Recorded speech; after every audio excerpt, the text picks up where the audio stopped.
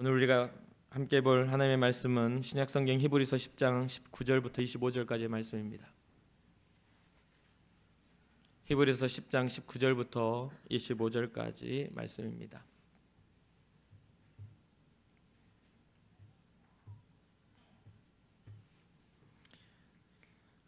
한 절 한 절 교독하고 마지막 절은 함께 읽겠습니다. 그러므로 형제들아 우리가 예수의 피를 힘입어 송소에 들어갈 담력을 얻었나니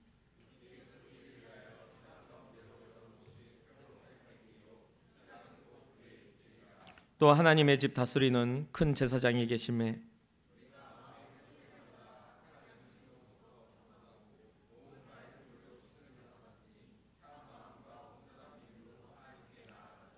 또 약속하신 이는 미쁘시니 우리가 믿는 도리의 소망을 움직이지 말고 굳게 잡고 함께 읽겠습니다. 모이기를 패하는 어떤 사람들의 습관과 같이 하지 말고 오직 권하여 그날이 가까움을 볼수록 더욱 그리하자. 아멘. 아멘. 고백합시다. 우리는 주님 내가 여기에 있습니다. 옆 사람 축복합시다. 주님 제 옆 사람도 여기 있습니다. 축복해 주세요. 우리 공동체의 고백입니다. 우리는 예수님의 사람입니다. 우리는 예수님 안에 있습니다. 우리의 삶에는 예수님의 흔적이 있습니다. 아멘. 아멘. 계속해서 말씀에 대한 고민들을 하게 됩니다. 어떤 말씀을 나누고 어떤 말씀을 통해서 우리가 하나님을 바라볼까, 하나님을 또 우리의 삶에 초대할까, 이런 고민들을 많이 하게 됩니다. 그러다 보니 말씀의 핵심과 중심 가운데 다시 돌아가는 것을 보게 됩니다. 오늘 우리가 나눠야 할 말씀은요, 우리가 가진 신앙에서 가장 핵심적인 부분을 다루는 그런 부분입니다.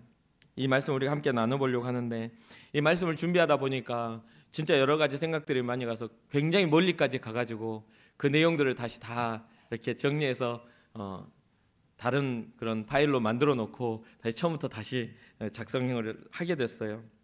그러니까 너무 말씀의 범위가 확장되다 보니까 너무 멀리 가버렸어요. 그래가지고 굉장히 혼자 고민을 많이 했습니다. 그래서 오늘 본문에 나와 있는 것들을 조금만 이 본문에만 집중하여서 나눠보고 고민해서 확장됐던 말씀은 다음 시간에 함께 나눠보려고 합니다. 오늘 보면서 우리가 함께 주목해야 될 것은 이 예수 그리스도를 믿는 크리스찬들의 가장 핵심적인 부분, 예수 그리스도의 보혈의 피에 대한 이야기입니다. 이 예수 그리스도의 피 흘림, 십자가가 왜 우리에게 중요한 것이 되었는지 그것에 대해서 우리는 좀 더 깊이 생각해보고 지금 현재 여러분들이 갖고 있는 신앙들 그 안에 이것을 접목하여서 우리가 주님 앞에 어떠한 신앙으로 나아가야 되는지를 정리할 수 있는 시간이었으면 좋겠습니다. 여기서 더 우리가 집중해서 보면 송소라는 단어가 나와요. 이 송소라는 단어는 하나님의 성막, 하나님의 성전, 이것과 동일하게 사용되지는 이 단어인데요. 이 송소의 단어를 좀 더 세분화시키면 지성소와 송소가 나뉘어지죠. 이 지성소는 대제사장들이 제사를 율법적인 제사, 대속의 제사를 지내기 위해서 하나님의 거룩한 언약궤와 이런 것들이 구별되어져서 대제사장만 들어갈 수 있는 그 곳을 지성소라고 이야기를 합니다. 한마디로 이 성소와 지성소가 두 개 하나의 그 성전 안에 나누어져 있는 상태죠. 휘장이 탁 쳐져 있어서 나누어져 있는 이 상태인데 여기서 보면 19절에 이런 말씀이 나오죠. 형제들아 우리가 예수의 피를 힘입어 성소에 들어갈 담력을 얻었다. 이렇게 말씀을 하는 걸 보게 돼요. 네, 여기서 우리가 좀 더 깊이 봐야 되는 건 이 히브리서가 기록하면서 하는 이 제사에 대한 이야기입니다. 뭐냐면 이 전에 예수 그리스도가 오시기 전 예수 그리스도의 피를 의지하기 전의 제사는요 굉장히 반복적이고 굉장히 이벤트적인 그런 제사에 불과했어요. 뭐냐면 계속 1년에 한 번 대속죄를 통해서 1년 동안 지었던 죄를 가지고 그 성소에 와서 자기의 죄를 자복하고 그 대속 제사를 계속 지내야 되는 거죠. 계속 반복해서 우리의 어떤 죄에 대해서 해결을 해야 되는 상황이죠. 그러니까 율법으로 드려지는 이 제사는 반복적이고 한계가 유한한 제사예요. 유통기한이 있는 제사였던 거죠. 그래서 그 제사를 지낸 후에 다시 삶으로 돌아가면 또다시 쌓여지는 그 죄악들을 또 대속 제사를 드리기 전까지는 해결하지 못하고 가지고 살아야 되는 그런 상황입니다. 그래서 히브리서 이 기자는요, 반복적으로 드려지고 유한한 제물로, 그러니까 소나 양으로 드려지는 그 유한한 제물로 드려지는 이 제사가 얼마나 큰 한계를 가지고 있는가. 이는 이 율법적인 제사는 한계가 있어서 능히 사람을 구원하기가 쉽지가 않다라는 그런 이야기를 하게 됩니다. 그래서 하나님은 이 반복적으로 드려지는 이 제사를 기뻐하지 않으셨다라고 말씀을 하시죠. 거기에 가장 대표적인 그 말씀은 이사야서 1장에 기록이 돼요. 제가 읽어드릴게요. 너희 소돔의 관원들아 여호와의 말씀을 들을지어다. 너희 고모라의 백성아 우리 하나님의 법에 귀를 기울일지어다. 여호와께서 말씀하시되 너희의 무수한 재물이 내게 무엇이 유익하뇨? 나는 순양의 번제와 살찐 짐승의 기름에 배불렀고 나는 수송아지나 어린 양이나 숫 염소의 피를 기뻐하지 아니하노라. 너희가 내 앞에 보이러 오니 이것을 누가 너희에게 요구하였느냐? 내 마당만 밟을 뿐이니라. 헛된 재물을 다시 가져오지 말라. 분향은 내가 가증 여기는 바요 월삭과 안식일과 대회로 모이는 것도 그러하니 성회와 아울러 악을 행하는 것을 내가 견디지 못하겠노라. 이게 반복적이다 보니까 사람이 어떻게 되죠? 익숙함에 이제 그 가치와 그 놀라운 하나님이 주시는 은혜에 대해서 망각하기 시작하는 겁니다. 그러다 보니 율법이 가지고 있는 그 대속에 대한 제사에 대한 한계가 여실히 드러나요. 뭐냐면 제사를 드리고 그만큼의 대가를 지불했으니 내가 정결케도 깨끗해짐으로 말미암아 하나님의 사람다운 삶을 또 나머지 그 이후의 삶을 살아야 되는데 사람들의 생각이 어떻게 익숙해지냐면 오늘 1년 동안 빚졌던 죄를 해결했으니 또 1년 동안 그러한 잘못을 무담담하게 그냥 받아들이고 그냥 잘못을 하고 그 내년에 다시 와서 제사를 지내면 되지 않는가 이런 생각하게 되는 겁니다. 전통이 되고 익숙함이 돼서 더 이상 하나님이 우리를 대속하시는 대속의 가치가 상실이 되는 거죠. 그래서 이 율법적인 한계에 대해서 히브리서 이 기자는 이야기를 하고 있어요. 제사장들이 어떻게 표현하냐면 11절에 보면 제사장들이 매일 서서 섬기며 자주 같은 제사를 드리지만 인간이 가지고 있는 죄의 본질에 대해서는 없게 하지 못하더라는 거예요. 반복적으로 계속 서서 제사장은 계속해서 힘드니까 돌아가면서 제사 직분을 레위 지파가 있어서 레위 제사장의 직분을 가진 사람들이 여러 명 있어서 민족의 어떤 제사를 계속 집행을 하지만 거기 서가지고 하루 종일 남의 죄를 위하여 대속의 그런 것들을 하지만 그것은 사람의 한계. 그 사람이 또 살다가 수명이 다 죽어버리면 또 다른 사람이 나의 죄를 대속하려고 그 자리에 서 있더라는 거예요. 그리고 1년 전에 드렸던 수염과 송아지의 그 모든 것들은 그 다음에는 또 자기의 죄의 질과 크기에 따라 하나님 앞에 대속의 제물을 준비해 와야 되는 그런 한계가 계속 있더라는 거죠. 그렇기에 이 히브리서 10장은 예수 그리스도가 우리에게 주신 십자가의 그 제사가 얼마나 위대한 것이고 얼마나 우리를 살리시는 일인지를 말하고 있어요. 12절에 예수 그리스도가 담당한 이 제사는요 영원하다. 모든 죄를 용서하시고 하나님의 우편에 앉아 계신 그 하나님의 권세를 가지신 하나님과 동등하신 그 예수 그리스도의 제사는 모든 인류의 죄와 모든 각 개인의 죄를 해결하고도 남음이 있다라는 말을 하고 있습니다.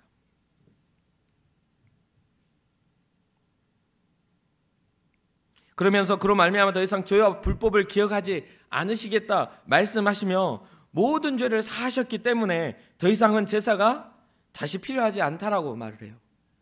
예수 그리스도가 한번 제사를 드리심으로 단번에 모든 죄를 해결하심으로 이제 반복되어졌던 그 앞선의 율법의 제사는 더 이상 필요하지 않다. 그것은 이제 끝났다. 모든 속죄에 대한 제사와 제물은 예수 그리스도 한 분만으로 이미 끝나버렸다. 그렇다면 어떻습니까? 모든 제사와 제물, 우리의 죄를 해결하는 것들이 더 이상 우리의 노력이 아닌 것이기 때문에 그 전에는 우리가 양을 몰고 오고 소를 준비해 와서 하나님 앞에 자기의 물질을 다해 그 제사를 지냈지만 이제는 예수 그리스도의 보혈의 능력으로 그렇게 해결됐기 때문에 이제 우리의 노력이 필요가 없어진 거잖아요. 그렇잖아요. 우리가 제사를 준비하고 우리가 제물을 준비하는 그런 일들이 우리의 어떤 것들에 대한 스스로의 죄책감을 가지고 주님 앞에 엎드렸던 그런 모든 행위들도 필요가 없어지게 돼버렸잖아요. 그렇죠? 그러면 우리에게 주어진 게 다 끝났는가? 그렇지 않다고 말을 합니다. 제사가 없다고 해서 우리가 마땅히 해야 할 행위가 사라지는 게 아니라는 거죠. 제사가 없다고 우리가 마땅히 행해야 할 행위가 사라지는 게 아니에요.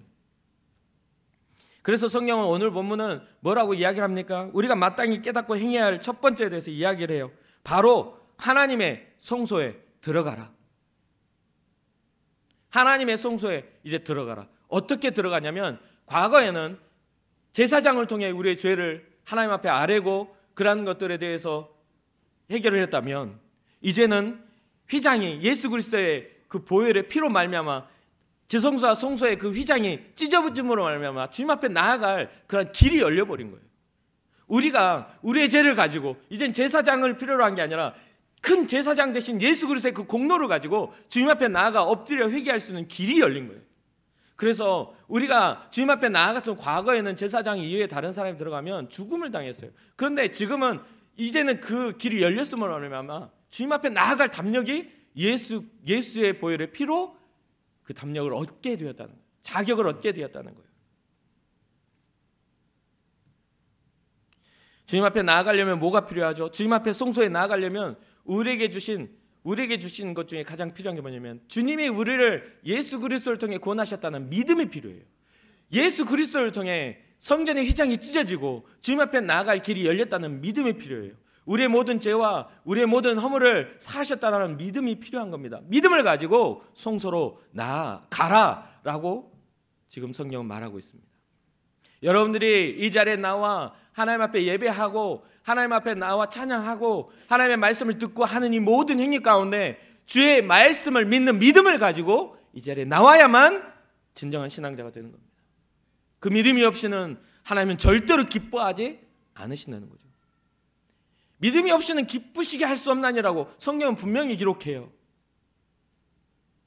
저가 계신 것과 저를 찾는 자들에게 상 주시는 이시라는 것을 성경은 분명히 기록하고 있다는 거예요. 여러분 하나님의 성전에 나왔다면 하나님이 계신 것과 하나님이 여러분들의 죄를 사하셨다는 것을 믿으시길 주님으로 축복합니다.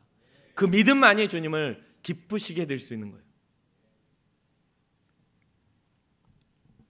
성소에 들어가기 위해서 하나님을 향한 신뢰한 믿음이 필요하다고 말씀드렸습니다. 그런데 또 성경이 말하는 성소는요, 오늘날의 예수 그리스도의 보혈의 피로 말미암아 휘장이 찢어져 버려서 세워진 이 성소, 여러분들이 앉아있는 이 성소라는 개념, 성막이라는 개념이 바로 다른 말로 하면 교회가 되었어요.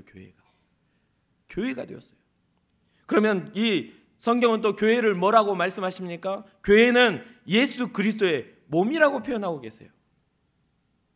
에베소서 1장 23절입니다. 교회는 그의 몸이니 만물 안에서 만물을 충만하게 하시는 이의 충만함이니라. 교회는 예수 그리스도의 몸이셔요. 그런데 모든 만물 안에 모든 충만함이 이 교회를 통해 예수 그리스도의 복음으로 세워진 이 교회를 통해 충만해질 수 있어요. 근데 여기서 뭐가 충만하냐 말하지만 여기에는 바로 예수 그리스도를 통한 구원이 충만함을 믿으시길 주님으로 축복합니다. 예수 그리스도의 몸된 교회를 통하여 구원이 선포되어지고 있는 거예요. 모든 죄와 사망의 권세는 예수 그리스도의 보혈로 끊겨졌다라는 선포가 일어나고 있어요. 그것을 믿고 나온 사람들이 바로 여러분과 저입니다. 이 성소, 여기에서 말하는 성소는 속죄를 위한 지성소를 의미해요. 오늘 본문에서 말하는 이 성소는, 성소로 나아가라고 했을 때는 이 성소는요, 이 하나님 앞에 죄를 속하기 위해 나오는 그 성막을 말하고 있는 것이죠. 이 제사장만 들어갈 수 있다고 그랬어요. 그런데 예수 그리스도가 보혈을 통하여 이 휘장이 찢어져 버렸다. 성소와 지성소를 나눴던 그 휘장이 찢어져 버렸다라고 성경은 기록하고 있죠. 19절과 20절 말씀입니다. 그러므로 형제들아, 우리가 예수의 피를 힘입어 성소에 들어갈 담력을 얻었나니 그 길은 우리를 위하여 휘장 가운데로 열어놓으신, 휘장이 쳐져 있지 않고 휘장이 찢어져서 그 가운데로 열어놓으신 새로운 살 길이요, 휘장은 곧 그의 육체니라. 열려버린 교회입니다. 예수 그리스도의 보혈로 생명의 문이 열려버렸어요. 그 전에는 뭔가 우리가 준비하고 우리가 뭔가 갖추어야만 그 앞에 나와 또 제사장들이 의뢰해야만 그것을 해결할 수 있었던 그런 죄였지만 이제는 예수 그리스도의 보혈로 말미암아 우리가 우리의 모습을 가지고 주님 앞에 직접 엎드려요. 우리의 죄를 자복하고 우리를 용서해달라 할 수 있는 그 자격과 권세를 얻었다는 거죠. 그리고 우리는 하나님을 아버지라 부를 수 있는 그런 귀한 존귀한 존재로서의 변화가 일어났습니다. 기본적으로 말씀드렸다시피 성막은 송수와 지성소로 나눠지는데 그 1년에 한 번 드려지는 그것들에 대해서 그 장소가 굉장히 지극한 거룩한 곳이라는 것으로 이 성경은 이야기하고 있어요. 출애굽기 26장 33절입니다. 그 휘장을 갈고리 아래에 늘어뜨린 후에 중고개를 그 휘장 안에 들여놓으라. 그 휘장이 너를 위하여 송소와 지성소를 구별해 놓은 그 휘장. 제가 말씀드리고자 하는 그 휘장. 그 휘장이 예수 그리스도의 그 보혈로 어떻게 됐다고요? 십자가를 통해 죽으심을 통해 찢어져 길을 열었다는 거예요. 하나님께 나아갈 길을. 사랑하는 청년 여러분, 우리는 다른 방법이 아닌 예수 그리스도의 피로 말미암아 주님 앞에 나아갈 담력을 얻은 줄 믿습니다. 예수 그리스도의 피로 말미암아 예수 그리스도의 희생하심을 말미암아 우리가 주님 앞에 용서함 받은 존재가 되었음을 믿으실 주님의 이름으로 축복합니다. 누가복음 23장 45절 송소의 휘장이 주님의 죽으심, 그 죽으심을 기록할 때 십자가 위에 죽으실 때에 송소의 휘장이 한가운데가 찢어지더라 이렇게 이야기를 하고 있어요. 이 피뿌림의 대속의 이 사건은 바로 우리의 죄를 해결한 사건인데 여기에서 또 뭐가 있냐면 제물이 필요하죠. 대속에는 제물이 필요해요. 예수 그리스도의 십자가의 사건에 제물이 필요해요. 그리고 그 모든 제사에는 뭐가 필요하면 제사장이 필요해요. 제사장과 그것을 대언해 줄 수 있는 우리의 죄를 정가시키고 대언해 줄 수 있는 제사장이 필요하고 제물이 필요해요. 그런데 놀랍게도 우리 예수 그리스도는요 제사장도 되어주시고 우리를 위한 제물도 되어주셨다라고 말하고 있어요. 그래서 오늘 본문에 뭐라고 이야기하죠? 큰 제사장이 계시다. 큰 제사장이 계심에. 오늘 우리가 읽은 본문에 그렇게 기록을 해요. 예수 그리스도는 우리를 위한 큰 제사장이 되어주신 분임을 믿으시기를 주님의 이름으로 축복합니다. 그러면 우리가 해야 될 그 몫이 있다고 했죠. 그냥 대속이 됐기 때문에 끝나는 게 해야 될 몫. 22절 우리 함께 한번 읽어보겠습니다. 시작.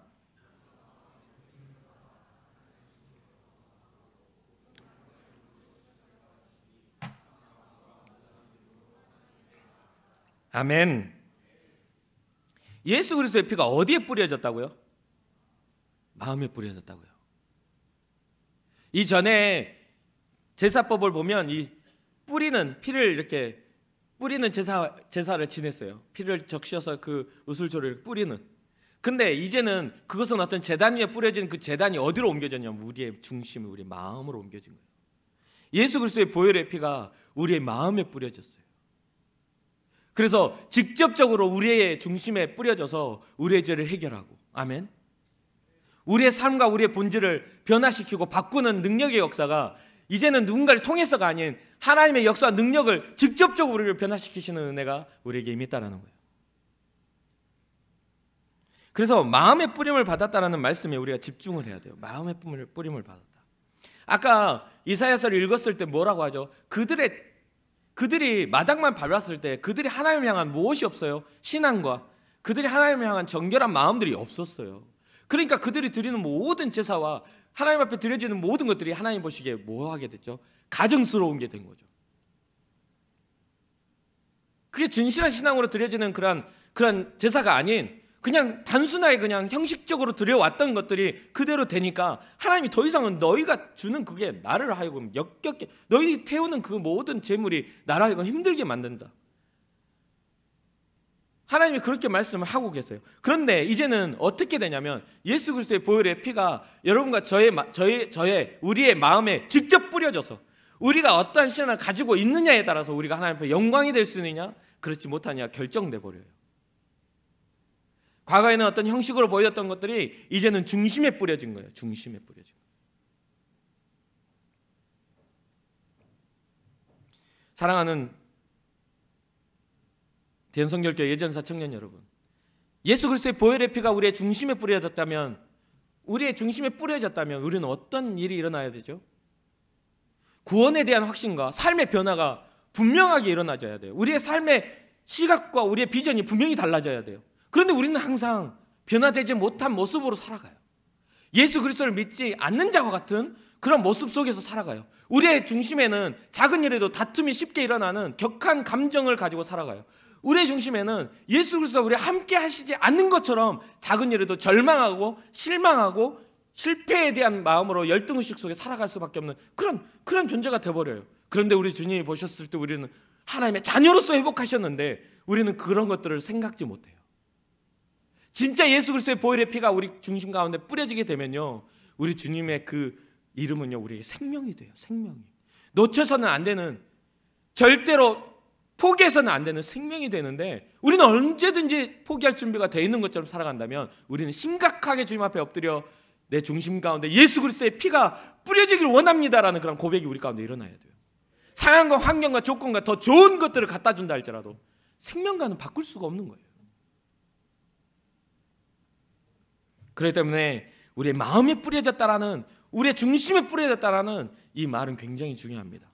오늘 이 시간 우리 모두가 예수 그리스도의 보혈의 피가 우리의 마음에 뿌려지기를 주님의 이름으로 축복합니다. 참 재밌는 건 우리의 마음 속에서부터 이 변화가 없이 우리의 중심에 하나님을 향한 열망이 없이도 신앙자로서 잘 살아간다는 거죠. 어떤 입술의 고백이나 교회의 출석이 꼭 우리의 신앙인 것처럼, 우리의 믿음인 것처럼 포장될 때가 너무 많아요. 그렇지 않아요? 여러분 교회에 잘 출석하고, 아니 1년 중에 52주 가운데 한 30주는 내가 갔으니까, 나는 그래도 3분의 2는 갔으니까 나 신앙자야, 이렇게 말할 수 있어요? 아니 어떤 상황 속에서 정말 주를 믿는 신앙이 있지만 상황과 환경이 가로막아서 정말 눈물을 흘리며 주님의 성전을 고대하며 만약 예배 못 드렸다 칩시다. 그럼 그 사람은 신앙자가 아닌가요? 몸부림치는 신앙이 없으면 안 되는 거죠. 보여지는 누군가가 인정하고 사람이 인정하는 것이 신앙이 되어서는 안 됩니다. 하나님이 우리를 인정하셔야 돼요. 하나님이 우리를 인정하셔야 돼요. 어떤 체험이나 어떤 회심의 체험이나 어떤 회개의 체험이 없어. 내가 무슨 잘못을 했는지도 잘 몰라요. 그리고 설교를 들어도 하늘에 대한, 하나님 나라에 대한 기대감이 없어. 나를 위하여 초소를 예비하러 가셨다라는 요한복음 14장의 그 주님의 말씀이 내게 아무런 영향력이 없어. 그러면 신앙이 없어요. 그 사람은 신앙이 없는 거예요. 정말 신앙자들은 예수 그리스도의 보혈의 능력이 단순히 나를 살리실 뿐 아니라 영원한 하나님 나라의 백성으로 우리를 부르셨다는 그런 확신이 들어있어야 돼요. 세상에서 아무리 비루하게 살고 세상에서 아무리 정말 잘 못된다 할지라도 우리는 하나님의 자녀라는 그런 자존감과 확신이 있어야 돼요. 그런데 어느샌가 교회는 나의 경제적 능력이나 나의 학식의 능력이나 내가 가지고 있는 어떤 요즘 치고 보면 외모적인 어떤 잘남이나 뭔가 사람들이 보여지는 것들이 교회의 눈높이가 돼버린다는 거죠. 그게 신앙을 결정하는 어떤 눈높이가 돼요. 그러니까 앞에 서서 찬양을 부를 때도 앞에 서서 정말 주님의 영광 위에서 할 때에도 우리는 누구를 의식해요? 같이 부르는 사람들을 의식하게 돼요. 내 앞에 있는 사람을 의식해요. 우리는 누구를 의식해야 되냐면 하나님을 의식해야 되는 거예요. 나의 신앙을 고백하고 나의 하나님, 나의 아버지 부르며 감격해야 되는데 우리는 자꾸만 그런 의식을 하게 되죠. 사랑하는 청년 여러분, 진정으로 예수 그리스도의 보혈의 피가 여러분들의 마음에 뿌려져서 여러분의 삶을 변질시켰던 모든 죄와 여러분의 삶에 눈을 가리웠던 모든 허물들이 벗겨지기를 주님의 이름으로 축복합니다. 그래서 사람 볼 필요가 없어. 하나님을 보고 하나님을 향해 기도하는 겁니다. 그래서 회심의 체험, 회개의 체험, 하늘의 비밀을 체험했다고 사람들은 이야기해요. 성령이 함께 하시니 내가 진정 내 삶의 의미를 발견했다라고 말을 하게 돼요. 그런데 이 모든 체험들이요, 너무나 사람들은 다양하기 때문에 각자가 달라요. 각자가 달라. 그러나 그 각자가 달라서 하나로 정의할 수 없지만 동일한 게 있어요. 뭐냐면 예수를 주라 시인하는 일들이 나타나요. 어떤 체험을 가졌든지 간에 어떤 상황 속에 정말 사람들이 이해하지 못할 체험을 했을지라도 그에게 동일한 말이 나오는데 뭐냐면 예수는 그리스도시요 살아계신 하나님의 아들이십니다. 주님은 나의 구원자이십니다라는 그런 동일한 고백이 나와요. 그런데 누군가가 막 열심히 기도했다 하고 뭔가 찬양에 뜨거워하고 뭔가 막 진짜 지식도 막 성경 66권을 달달 외운다 해도 그의 삶에 있어서 예수가 그리스도라는 말이 나오지 않는다면 그건 불신앙이에요. 불신앙. 성경은 오늘 우리가 바라봐야 할 성경은 오직 예수 그리스도를 통하여 하나님은 구원의 문을 여셨다는 거예요. 예수의 피를 통하여 우리를 구원하셨어요. 잊지 마시길 주님 여러분 축복합니다. 예수 그리스도의 보혈이 가진 의미가 믿어지면서요, 그 보혈이 믿어지면서 크게는 온 인류를, 온 세상을 구원하시고 작게는 나를 구원하신 그 하나님의 사랑이 깨달아져요. 그게 깨달아져 버려. 별것도 아닌 이야기인데도 안 믿어져. 그게 왜 안 믿어지는지 모르겠어. 수십 년을 안에 매주 교회에 나오는데도 말씀이 들려지지도 않고 믿어지질 않아. 그런데요, 주님이 우리에게 찾아오셔서 예수의 보혈이 내 마음에 뿌려져 버리면 믿어지기 시작해. 주님 나를 위해 그 피를 흘리셨군요. 주님 나를 위하여 그 모진 고통을 당하셨군요 하는 고백이 나와. 그때부터는 어떤 일이 일어나냐면 내 안의 상처가 중요하지 않아.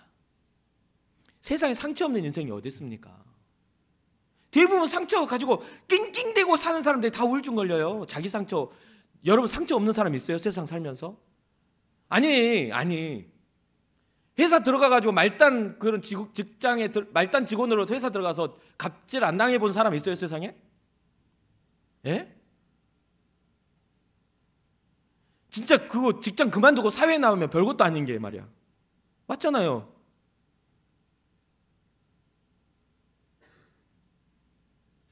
그냥 그거 다 떼놓고 보면 별것도 아니잖아요. 군대 있을 때도 그랬어요. 군대에 있을 때도 며칠 선임으로 한 달 선임으로 왔다고 해가지고 어찌 그런 폐악을 부리는지, 얼마나 힘들게 하는지. 막상 근데 제대하고 밖에서 보면 아무것도 아닌데. 그래서 그때 저는 사람 안 됐을 때 그런 말 했죠. 밖에 나가서 보자고. 저는 그랬었어요. 진짜로. 박 병장님 2달 뒤에 봅시다. 길 가다 만나지 말라고. 내 눈 지나가다 나 보면 숨어 있으라고. 가만 안 놔둔다고. 그랬었어요. 그때 인격이 변화가 안 돼가지고. 그렇잖아요. 그런데 그런 일을 당해요. 군대에 있으니까 때려도 맞아야 돼. 정말 많이 맞았거든요. 저 억울하게. 사랑하는 청년 여러분, 우리가 주님 앞에서 본질적인 변화가 일어나지 않으면 우리는 우리의 상처가 전부인 줄 알고 살아간단 말이에요. 그런데 우리의 이 비루한 인생 가운데 주님 찾아오셔서 놀라운 하나님의 능력과 역사가 들어있는 예수 그리스도의 보혈의 피를 우리의 마음에 뿌려주시고 우리로 하여금 뭐라고 하냐면 너는 내 자녀라고, 너는 내 아들이라고, 너는 내 딸이라고. 그러며 우리가 하나님을 아버지라 부를 때 응답해 주시는 하나님이 되셨다는 거죠. 본질이 바뀌었어요. 본질이 바뀌었어요. 그럴 때 우리의 눈높이는요, 세상의 가치관과 기준이 돼서는 안 돼요. 우리의 눈높이는 하나님의 가치관과 기준이 돼야 될 줄 믿습니다. 어떤 능력 보고, 어떤 가진 것 보고, 어떤 갖추고 있는 것 보고 평가되는 게 아니라 절대적인 하나님의 사랑을 통하여 우리가 하나님의 자녀가 되었음을 잊지 말아야 돼요. 하나님의 사랑을 이해하는 한편으로 이 마음에 뿌려진 이 보혈의 피는요, 우리는 실존하신 하나님에 대한 확증을 갖게 됩니다. 이게 믿어지게 돼요.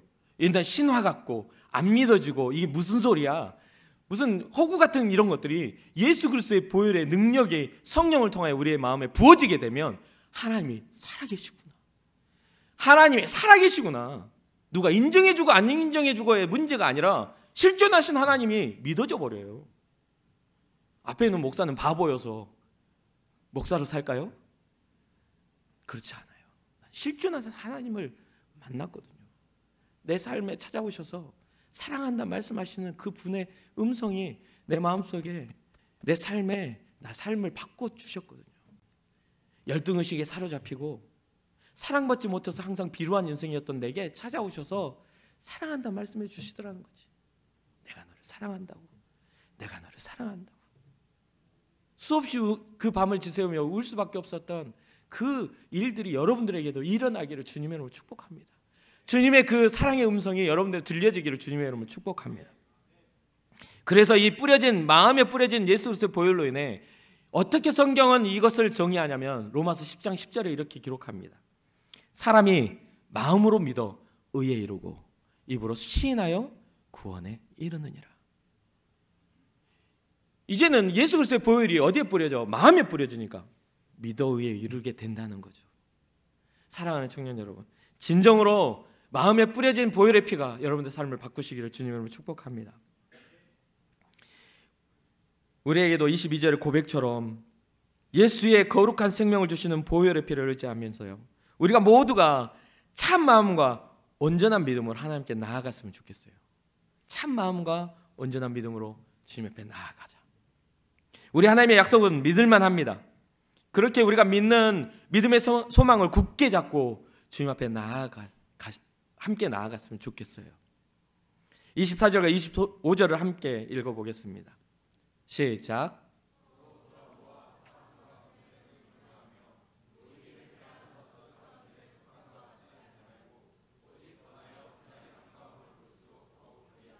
아멘, 아멘. 지금 우리의 모습은 어떤 모습, 어떤 신앙의 습관을 가지고 있습니까? 먼저 우리 스스로가 돌아봐야 돼요. 왜냐하면 내가 선행을 가졌는가?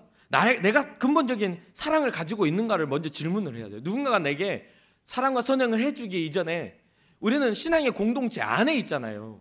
누군가 나에게 손을 내밀어 주기 이전에 내가 손을 내밀 수 있는 그런 성숙함을 가져야만 되거든요. 그런데 물론 이 안에서 내 안에 그 어떤 메마름이 있는 사람이 있어서 손을 내밀 수 없는 사람도 있겠지만 이미 예수 그리스도의 사랑을 깨달아 알아 내 안에 사랑과 선행을 가진 사람도 분명히 있잖아요. 그 습관들이 어떻게 되었는지를 우리 점검해 보아야 돼요. 정말 우리는 성숙해져야 돼요. 혼자 믿고 혼자 막 기분 좋아서 믿는 그런 신앙이 아니라 누군가에게 선행을 통하여 하나님의 사랑을 증거해 줄 수 있는 그런 믿음의 사람들이 돼야 돼요.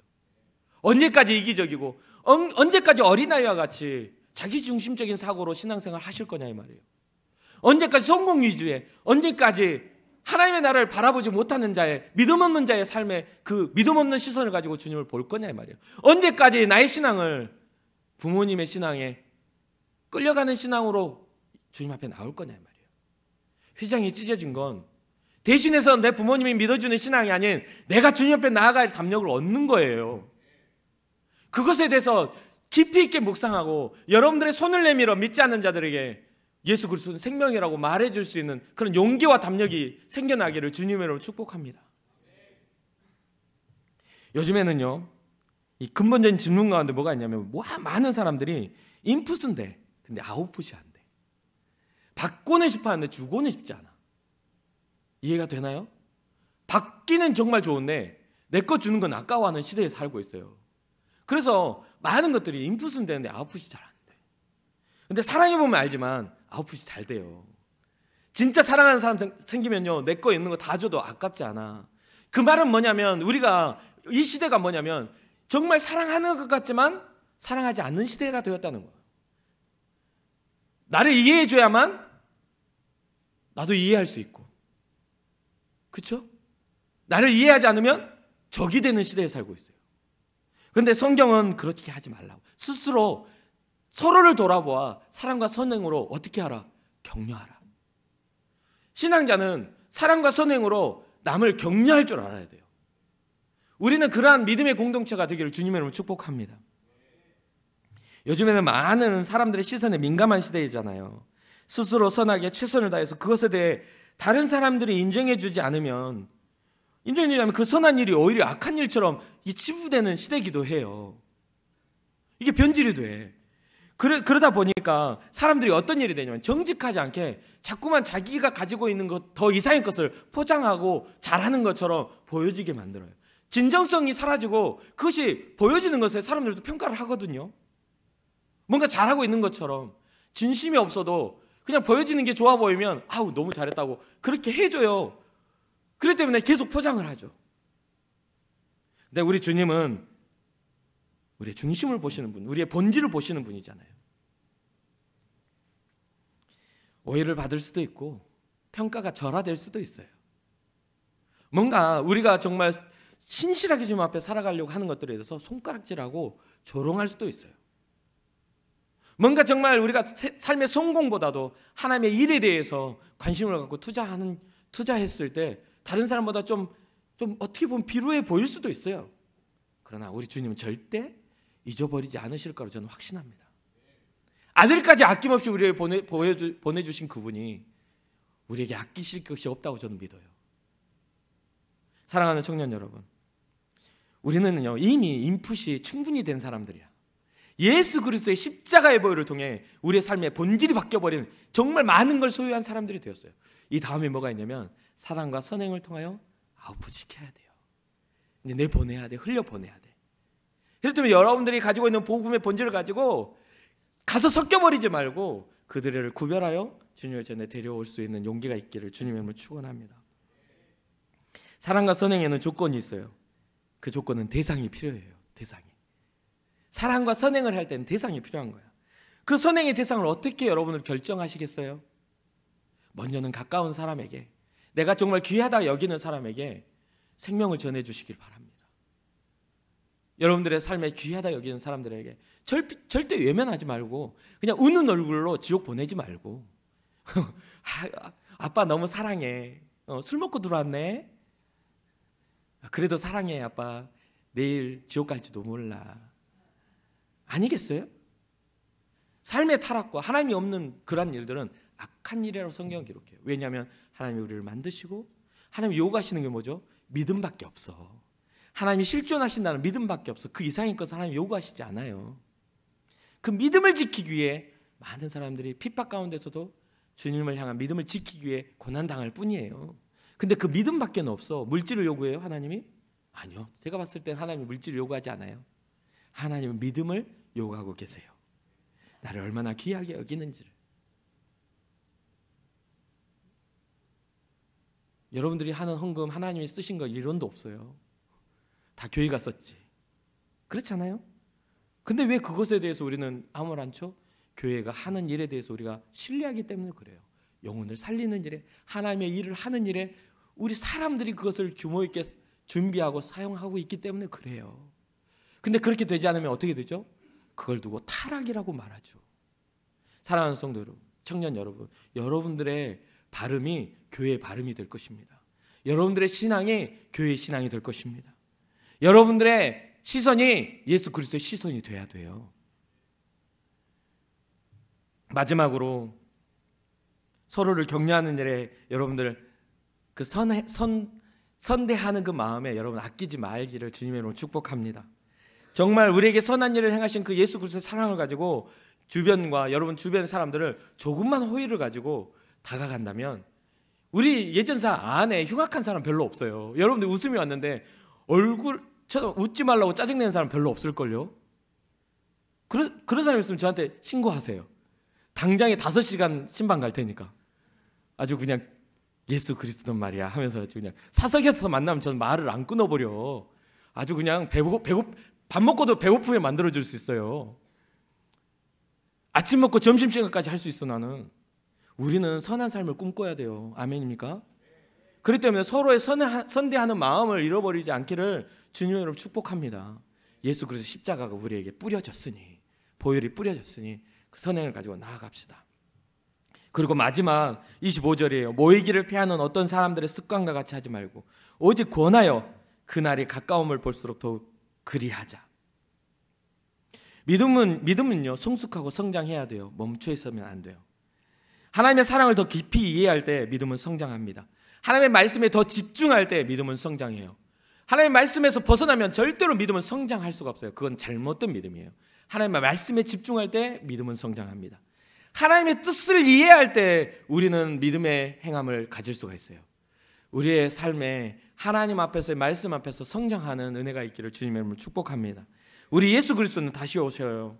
그날이 가까이 오고 있어요. 주님이 이 땅에 오셔서 주님이 하나님이 만드신 그 우리 인생의 심판을 하시겠다라고 성경은 기록하고 있어요. 모든 사람에게 정말 한 번 죽는 것은 정해진 것이요, 그 이후에 심판이 따르고 말하고 있어요. 그게 점점 다가오고 있어요. 그 다가올수록 우리는 어떻게 해야 돼요? 더욱 그리하자. 뭐를 그리해요? 모이기를 힘쓰자. 하나님의 말씀으로 모이기를 힘쓰고 주의 말씀 앞에 기도함으로 모이기를 힘쓰고 우리가 모여졌을 때 주님 앞에서 받은 은혜들을 나누는 그런 은혜의 모임으로 가지기를 힘써야 되는 거예요. 혼자 있으면 절대 마귀는 이길 수가 없어.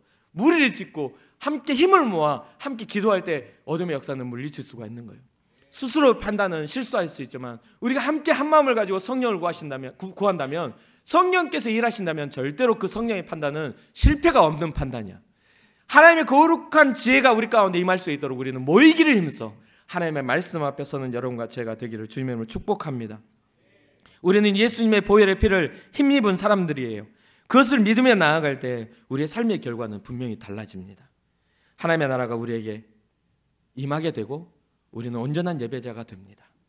그리고 주님께서 우리에게 이 구원을 이루어 주시기 위해서 우리는 끊임없이 포기하지 말고 끊임없이 나아가야 돼요. 끊임없이 나아갑시다. 멈춰서지 말고 주님 앞에 끊임없이 나갑시다. 혹시나 주님이 너 진짜 꼴 보기 싫다 해도 다윗의 고백처럼 나 미워하지 말아달라고, 나 버리지 말아달라고 주님 앞에 엎드려 나아갈 수 있는 여러분과 제가 되었으면 좋겠습니다.